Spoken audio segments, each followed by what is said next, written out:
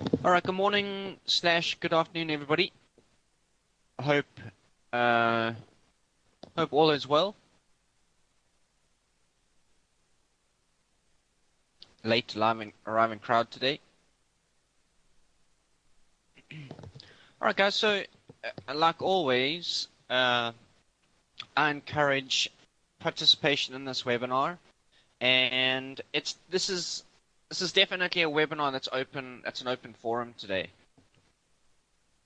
because we are going to look back on the year that's been for about 3.5 minutes, and then we're gonna look at what we can expect for the rest of the year. Maybe look at some charts, put together some trade plans, and figure out from there. All right, it'll give us something to build on. If you remember, over the past sort of 3 or 4 months, we have been talking a lot about some dollar weakness and the pound and how things cycle in terms of the fundamentals and how the world is set up now. This is not an easy it's not an easy economic world to interpret at the moment, because for the last 5-6 years it's been broken data. There's been sort of nothing massively sustainable. It's a big rumor mill, and guys, so a lot of you are sitting saying, David, I trade on a 15-minute chart. I trade on a 15-minute chart, and why do I need to know these fundamentals? I still maintain that if for no other reason, the fundamentals will give you a sense of confidence trading.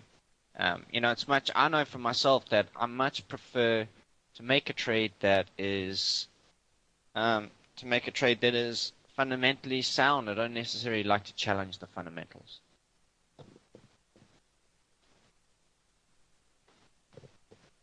The other thing too is that I'll only trade in one direction. I don't go back and forth. So if I'm a dollar bull, I will look for reasons to buy the dollar. If I'm a dollar bear, I'll look for reasons to sell the dollar. And the same with the yen, and frankly the same with the stock market, and the same with the metals. All right, so that's kind of my way of looking at things. I find it difficult to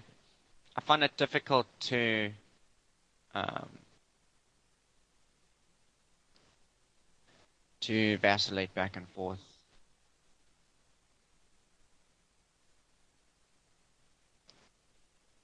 Yeah, so I got a question here. In the Q&A, there's a question: in future webinars, can we use Forex Tester? I saw some past webinars. Yes, we absolutely can. I actually don't have it installed on this computer, but I will get that done. Yes, more than happy to. More than happy to. And some stuff I like to do with Forex Tester in the past was price action training in particular, because we can basically go back on a 4-hour chart for the last 2 years and trade changes of trend. Say we'll compare a daily to a 4-hour, look at changes of trend and then how to trade those, and we can do it. We can run through those as if we're doing it in real time, and we can look through a year's worth of data in 20 minutes, which is great. All right, so we'll absolutely get on a lesson like that. I've actually been meaning to do that for a while. Something similar to that, yes. Happy to. It's not all set up today, but we'll do it for next time. All right, now we'll get back on track here. So the question we should be asking ourselves is, if we've got a pound, the question we should be asking ourselves really is, we've seen a pretty good amount of, sounding very American here, a pretty healthy amount here of dollar weakness, haven't we? It's really retraced half of the entire drop here for the pound. All right, very significant. So the question is really, are we going to see much more? What can we expect on the dollar? All right, so let me try find a clean piece of paper here. And forgive all the lines, guys. I know that seems like a lot, but these are a couple hundred pips apart and all significant, so I don't necessarily want to erase them. Okay, so we talked about making a purchase on these things, on this pound, basically all the way through the sort of 150, 148 level, and it's worked out nicely. Now the thing is, are we going to see any more? It's interesting to me, Aussie's still very weak. Euro, decently weak. I mean, a pretty good retracement. You had a better part of 900 pips. Pound, the strongest. But remember our little rule of thumb cycle here. Okay? And it's worth mentioning again. Now, all of these are generic rules, right? I mean, things change, things fluctuate within the context of these, but these are the very generic sort of rule of thumb here, all right? And we'll put Asia over here. This is our fundamental flowchart, all right? So there's an old saying, when the US gets, the US gets flu, the rest of the world gets pneumonia or something. I mean, whatever. But the bottom line is there's an element of truth to that, because when the US gets better, then as a knock-on, the rest of the world will get better. And as a rule, when the US economy goes down, then the rest of the world will follow as a knock-on. All right? And typically it sort of flows this way. All right, it's the knock-on. So US economy in this case gets a little bit better, then the pound follows, spills over into Europe, Europe into Asia, and back to the US. All right, and this is how the cycle goes. And remember, we're not necessarily even trading the status quo of interest rates, are we?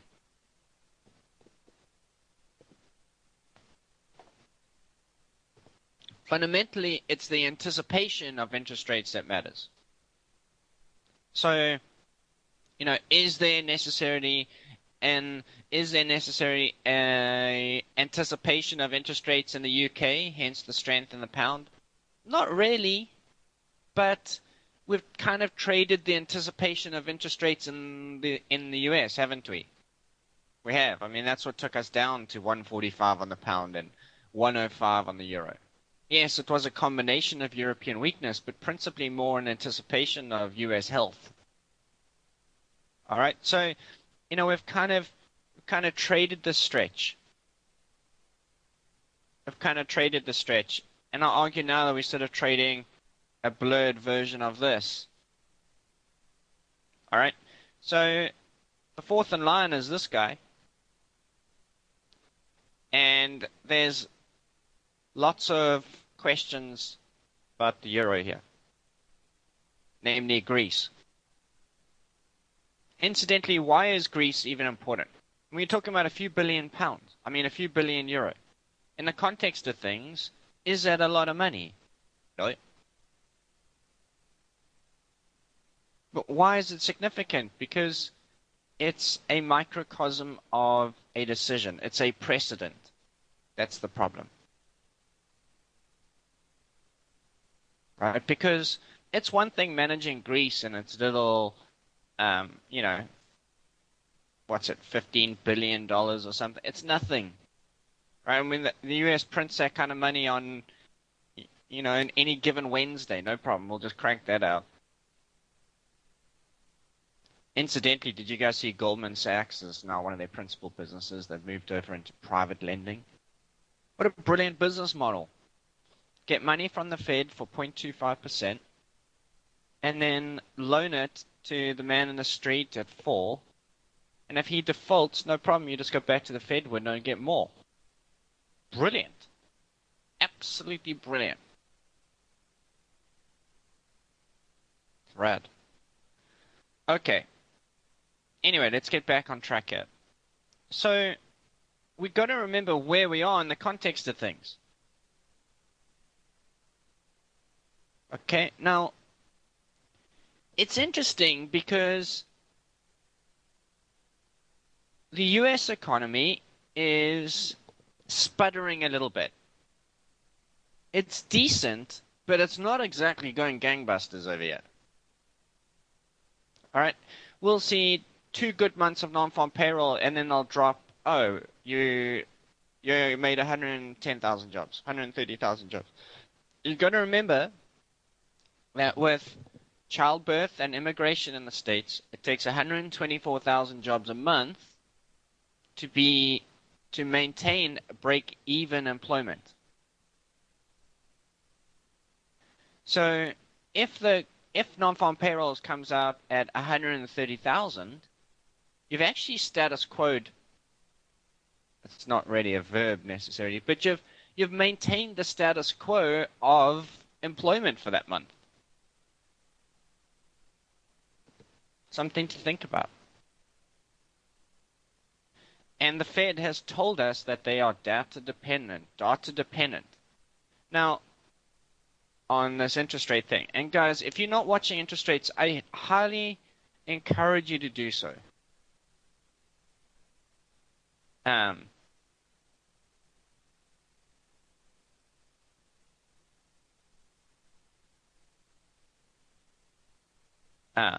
I highly encourage you to do so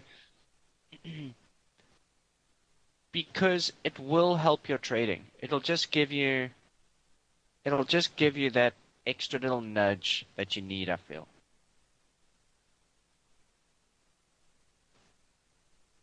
Okay, well, I think it's worth, the question is how to watch interest rates. Please explain. Okay, I can do that. I have done this at length in other webinars, so I'd encourage you to go back on the archives and have a look. But we'll do a 2-minute crash course. All right. I think that the US will raise a quarter, 25 basis points probably in September, and that'll be it for a long time. I think that I'll give you a crash course, Piper. No problem. We'll handle that in a minute. I think the interest rate curve will sort of be something like this. Okay, there's 25, and now we're going to be. Oh, hello. And we are kind of over here somewhere, and we'll be largely flat for a long time. Because the Fed is never proactive, they're reactive, as are most central banks. And, so the last thing they want is to take us up to, say, 2%. And then in a year's time, the economy is slowed to a crawl. And then they're to blame. You've got to remember that they are bureaucrats. And it's easier to blame somebody else than look in the mirror for anything. So it would be easier to let the economy almost get too hot and then get reactive about it and then say, oh, well, we can control it from here. Pretty normal. All right, so the best way to look out for interest rates is to listen to the central bankers. They tell you what's going on. All right, so Janet Yellen, for example, has her little press conference every couple months. And the Fed minutes tell you a lot. But she comes out and says there is no wage inflation, which is absolutely correct. And we data dependent for CPI. We want to move back towards a 2%. Well, they're not even close. All right, so she's saying it's going to be slow going. All right, and every time CPI pops out over 2%, people start to get jumpy about interest rates, and under it, people are like, oh no, it's going to be a while. The bottom line is they're going to be more cautious than not on this. Is the UK about to raise interest rates? No, they're still printing money over there. The European Union has just started their QE program. The Australians and Kiwis are still cutting interest rates, so they're at the back end of the cycle. But let's use a little scale here, all right? Let's say that it takes, I don't know, let's say that it takes 2 years, 2 years from the time the US starts raising interest rates. Let's say it takes them 2 to 3 years to raise interest rates back to a normal level, around 3 to 5%. UK, probably much the same. Europeans, probably much the same. But the Australians, these guys will recover much quicker. Not in terms of duration of time, but in terms, here it's probably 4% Fed funds. UK, 3 and change. This is probably closer to 5% if things are proper. Okay? But the Australians are probably going to take 2 to 3 years, but you know what? They're going to finish up here. Right around 8%. So when they start to raise interest rates, or when there is talk of them raising interest rates, the flow of money here is going to be much more vociferous. Does this make sense? So you'll see the Australian dollar will linger and linger and linger and linger and look like it's doing nothing, And all of a sudden we'll see the RBA start to make noise that things are getting better. And let's say the euro takes a year to rise 1,500 pips. The Aussie will get it done in 2 months. Because the steepness of the anticipation of interest rates in Australia and how far they're going, meaning the yield, people will want to get in there quicker.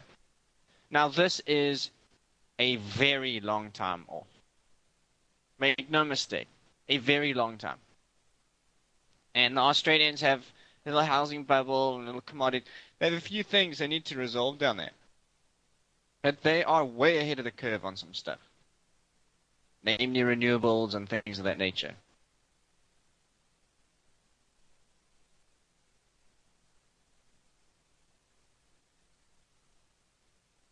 Yes, so we're going to dive right into the pound. Yep. We look at your levels there. Do you think it's going back on an uptrend, or do you see it going to 56.30 or 55.60? Okay. So you're thinking kind of on a more immediate term.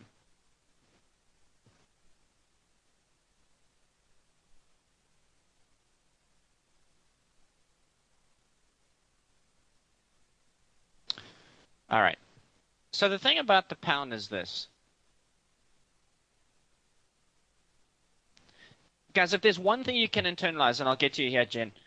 If there's one thing you can internalize today, is a little wagon wheel of cash flow. Okay, this fundamentally,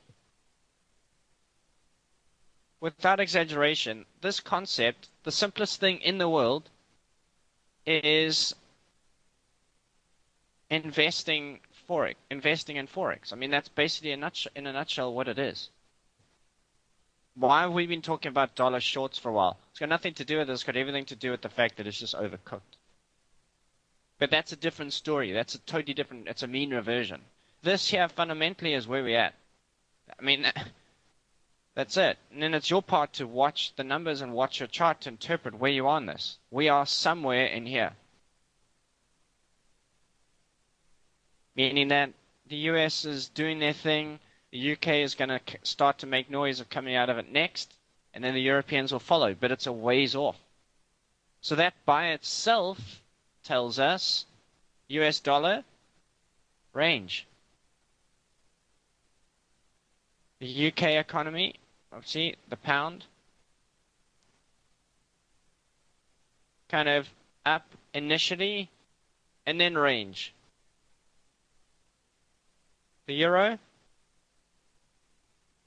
kind of still largely bearish, but it's got a little upside coming. Australian dollar, bearish, but we know that there's upside coming and it's going to recover quicker than all of these. It's just a matter of timing. I mean, that's where we are fundamentally in a nutshell. Okay, so let's take that information and look at it. Right, so the pound. Like I said, I'm sorry about all the lines there, but they all matter. What's interesting to me about the pound whenever I look at this is that, yes, we had sort of this upside period, and yes, we had downside spikes, but what's largely the takeaway for the pound? By the way, this is all sort of carry trade stuff here. This move to $2. What's largely the takeaway for the pound? To me, it's the fact that it's largely done nothing for 30 years. Oh, but David, it broke out here. Yeah, it did. It's great. But it's largely sideways. Isn't it? And if you look at, exactly, and if you look at this period here of ranginess, okay, it lasted 93 to 2000 and, called it 2001. Better part of 8 years. And if we look at it here, from 2009 to 2015, halfway through, we're 6 years. To me, probably have 2 more years of this.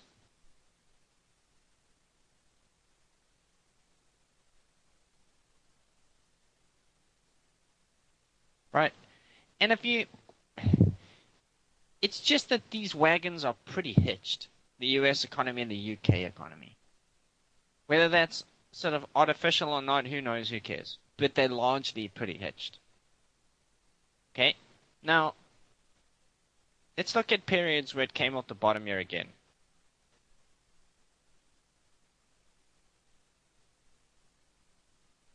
In this case, it made a higher high and a lower low. That's the very definition of a range.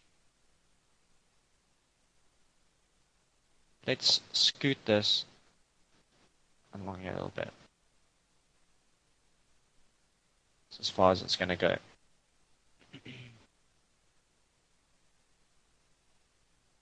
What are we looking for? We're looking for areas that sort of drove this down, because obviously it's the better part of 1,000 pips off the bottom.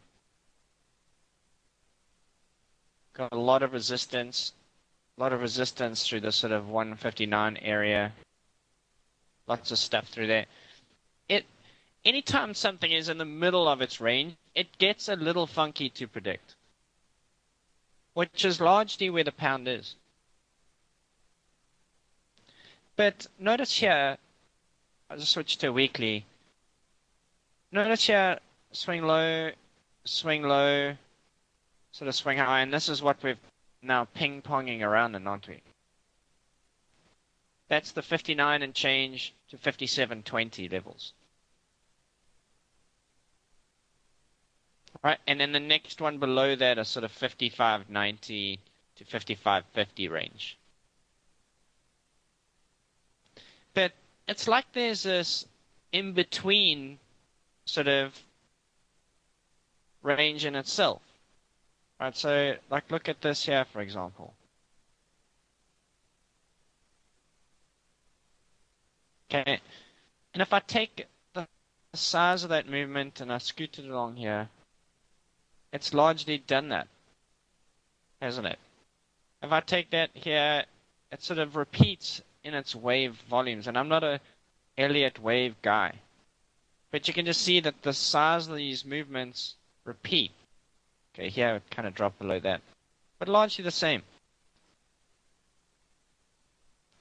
So I think that it's very feasible And given the fundamental situation, it will see kind of something like this. Push down towards this 56 level, maybe 56.20.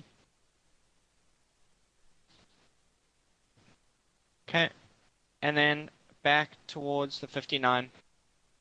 But then I think it's very reasonable that we pop right down into the range that we were in. You know, so if anything, in my mind, this is sort of a 160 slash 59.50 deal for a move down towards 51.50. Okay, I'm not necessarily particularly interested in trading this portion of it, this long side trade here. I'd prefer to give that a miss. Remember we talked about last webinar, we jokingly talked about bottom picking versus bottom feeding.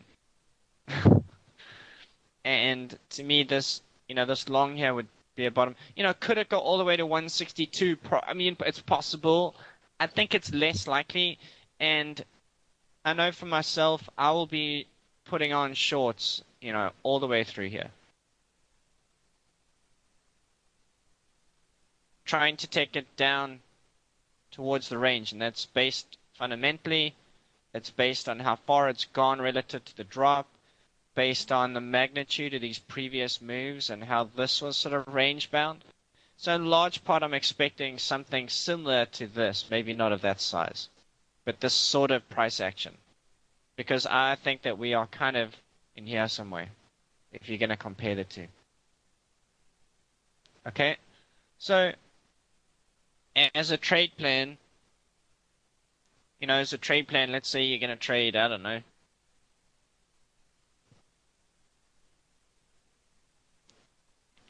know, let's say you're putting one standard lot as your, I would put 30K at 59. I would do 30 at 59.50. And I'd put whatever you got left, 40 at, say, 160. And the target on all of these, in my mind, would be something around the 52 level. 51.50. Okay, so that's my pound idea. I think it's these would all be shorts. Right, maybe not board shorts, but just shorts. And not cut-off jean shorts either. Those have a different implication.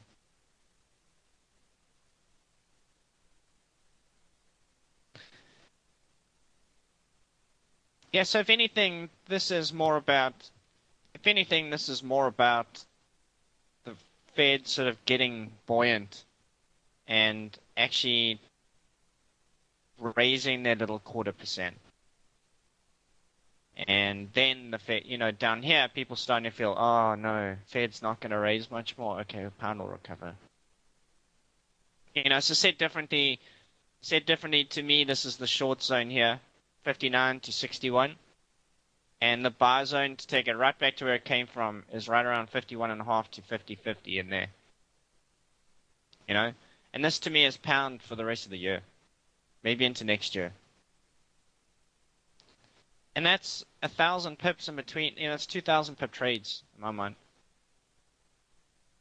And if you want to wait for obviously some, I like to just put on trades and that's it. But if you want to wait for some 4-hour price action there to help you out with stop losses and things, be my guest. All right.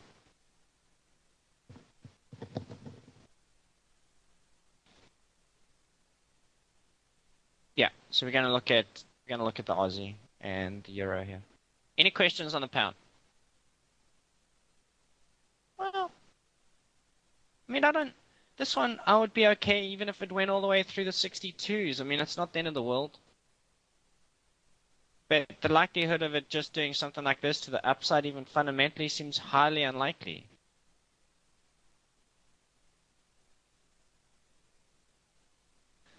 I would, if I had to commit to a trade on the short term, I would be a buyer in the sort of 56.10 to 55.80 range. Yeah.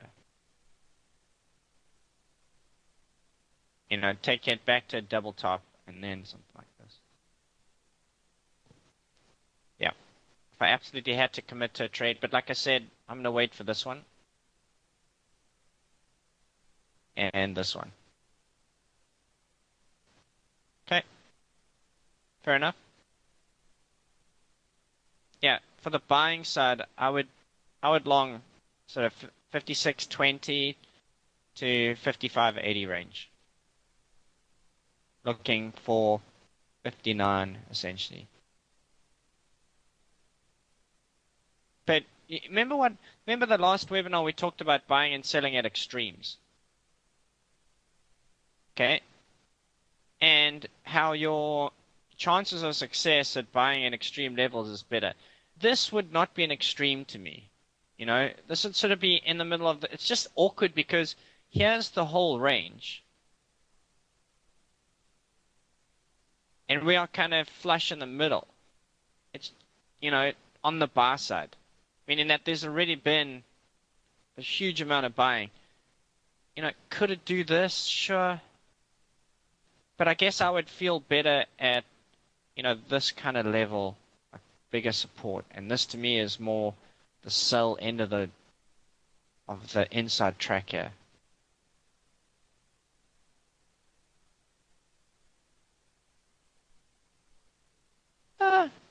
I don't know. I guess I'm just getting, the question is, well, David, you're a little more shorter term, now you seem longer term. Yeah, and I think I'm just getting older. And I have less hair to pull out, And I like to go swim and work out and stuff. And this is just easier to say, right, that's why I want to be a seller, so I want to be a buyer, and, etc. And then let it go and then work it accordingly. The nice thing about that is it removes a lot of the second guessing and a little bit of the stress. I mean, it's one thing when you're 20 something. It's when you've been at it 10 years and kind of like, it's least line of resistance and the most profitable thing. That's what matters.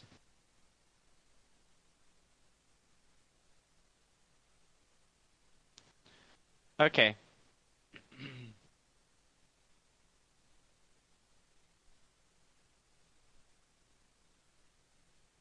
Right, so let's look at the euro.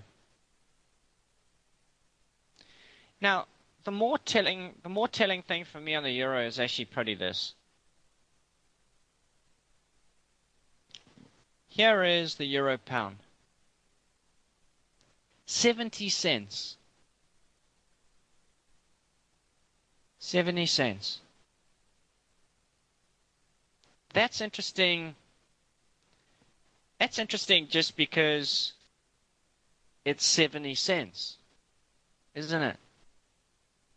It's like 70 cents on the Aussie. It's sort of interesting, isn't it? But I guess my point here is that basically that's selling then at a 30% discount relative to where it was 6 years ago. Okay. The other thing of note to me is this range here on the euro pound. We're on the top of it, hence why we've been bouncing in through here a little bit. Okay. But I guess my point being is that I think it's very likely, you kind of got this little flag. But isn't this a scenario? Remember, there's a difference technically between this.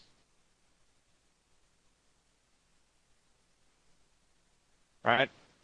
You'll see this sort of continuation flag a lot, right? And there's a major difference between this.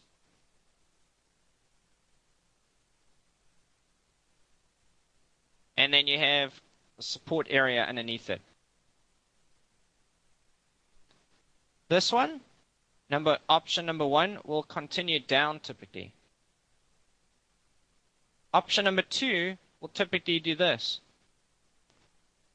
Oh yeah, let's break. Oh no, let's not. Isn't it? Seen that one before. Okay. So euro pound to me is more option number two. Yeah, you've got this continuation flag. Great. So in my mind, it looks something like this. Yeah, we're gonna break. No, we're not. So for one, I actually feel pretty good about, looking for longs all the way through the 68s. For the better part of 500-600 pips, which fundamentally is tough to reconcile, but you're talking about a long term here. I mean, this is going to take a long time. And remember your position sizing with the euro pound because you're dealing with more money. Okay? And a lot of brokers more margin too, so build that into things. But, it just starts to, when the pounds is expensive, politicians get involved.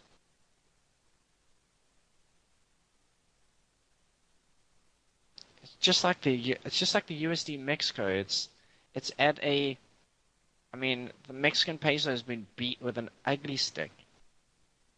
It's becoming very difficult. I mean, the trade benefit for the US has been great, but the reciprocal hasn't. It's just likely that that's going to be moderated a little bit.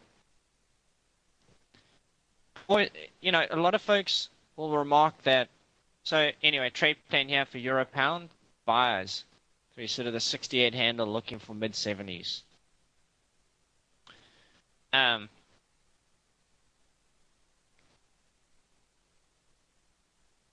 It's interesting when people say, "Oh, the market's manipulated this forex thing." Yeah, of course it is. Okay. It's just like your parents manipulated you as a kid. We all turned out reasonably well, with the exception of a few. Marriage, by definition, is manipulation, but we seem to deal with it. Right? So the same thing applies. The same thing applies to Forex a little bit. It's manipulated. All right, but put yourself in the position of the politician. You get a call from your boy Draghi across the way. They're going, "Hey guys, seriously, the pound is a little bit crazy expensive here. We can't trade with you guys." And then the Bank of England goes, "You know what? You're right." And they sell off, or they buy up a bunch of the euro pound. And you can just tell, you can anticipate the manipulations a lot. All right, so let's look at the euro.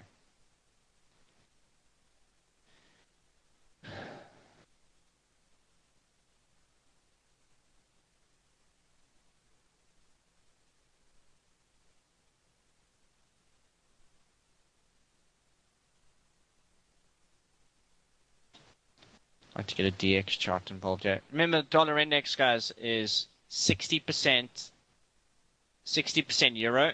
So you're not necessarily looking, if you look at a dollar index chart, you're effectively looking at, absolutely, they're 100% working together. Absolutely.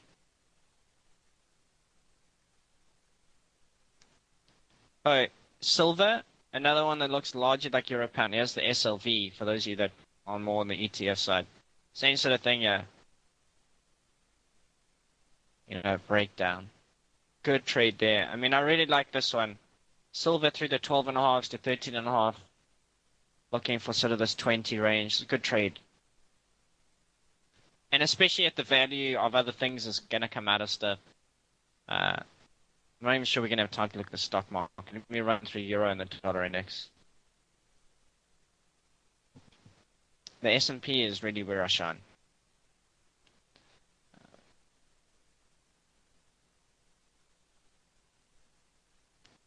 So here's some dollar index stuff.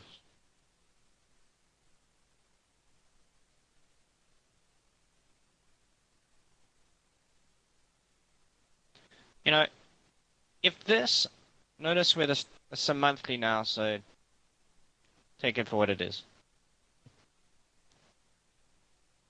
We've largely sort of come down to the support. That's great. You know, if this is going to make a bigger retracement, it's very likely that we're going to see sort of this.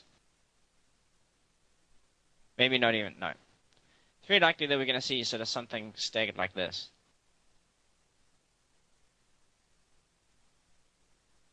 Down to here. But this is pretty more important. And it's a monthly now, so we just covered, you know, we just covered the next 2 years. Well done, everybody. See you in 2017. Good lesson. Enjoy your time in the Bahamas. You're going to get a lot of sun. All right. This is more important to me, though. From a Euro perspective.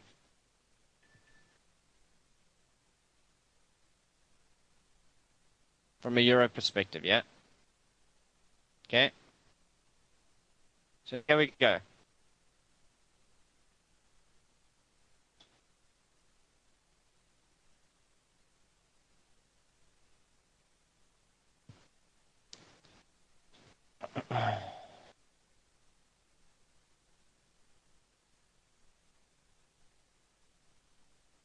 Resistance, resistance, resistance, resistance.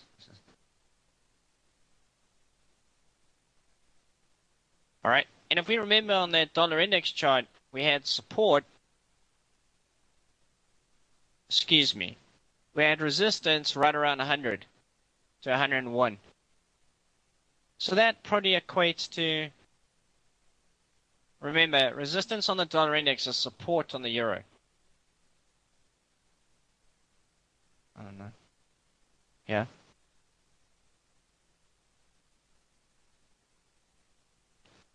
And the whole move is actually this. Yeah, it's kind of cruised around a little bit. But I think it's very likely that we're going to see kind of this develop.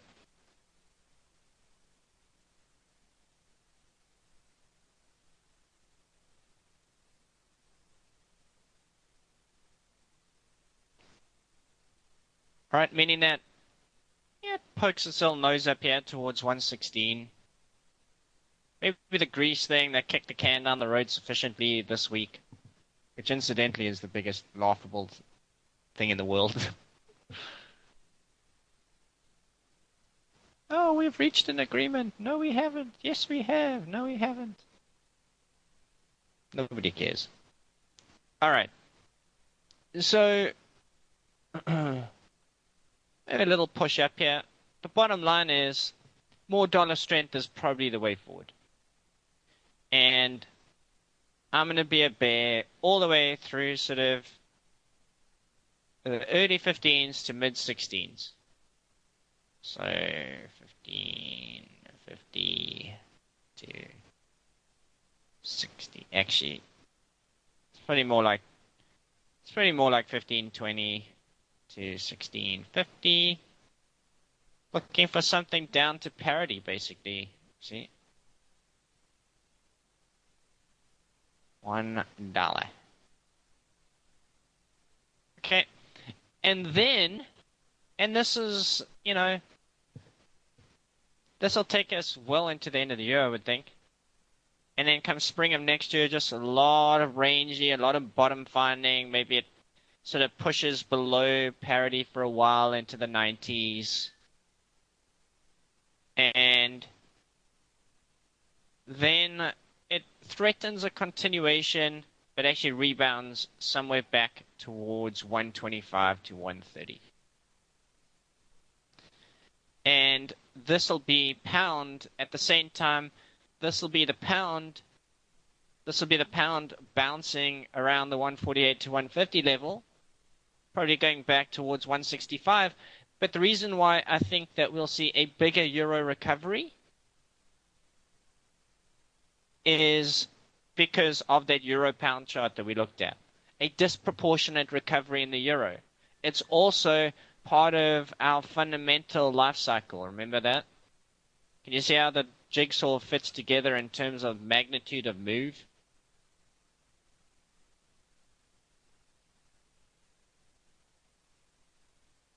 I think so, Jen.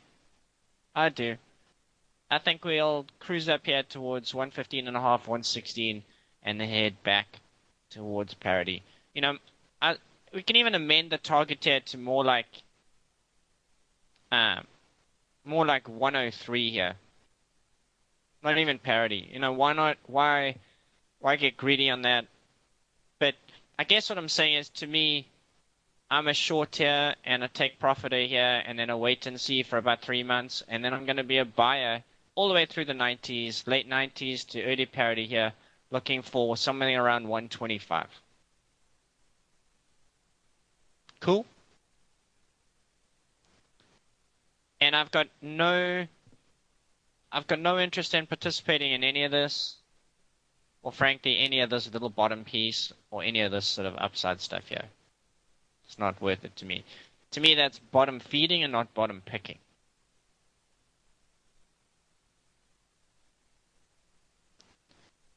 Okay, and I'm out of time, but I just want to run through the Aussie for 30 seconds, if I may. When do I expect that? When we come off 115, so probably, what are we, June, July, somewhere in late July, August it starts. It's not going to be a fall off a cliff deal, make no mistake. It's going to be a grind. Guys, fundamentally, this market is a grind. All of it. It's all a grind because it's all week versus week. Yeah. Aussie, I'm looking for sort of something like this. And although I'm expecting it to be relatively weak, I'm looking for longs. Early 70s. Yeah, I will short the euro between 115.5 and 116. So I'll just start adding shorts between 15.50 and 15.20 and 16.50. I'll put my little lots in there. See what gives. All right. So we covered some pound, we covered some euro pound, we covered some silver, we covered some Aussie, we covered some euro dollar. We did not get to the S&Ps, which is interesting. But largely sort of range bound, but wide ranges. Okay, in summary. And if you have any questions, at Forex David, that's Forex David on the twit. Okay? Or you can reach me on FX Street. I think there's a way of contacting me there. All right, guys. Hope you enjoyed today's lesson. Thank you for participating. I always appreciate the questions. And thank you, FX Street and Trade the News and the other supporters. Thank you, guys. We'll talk to you soon.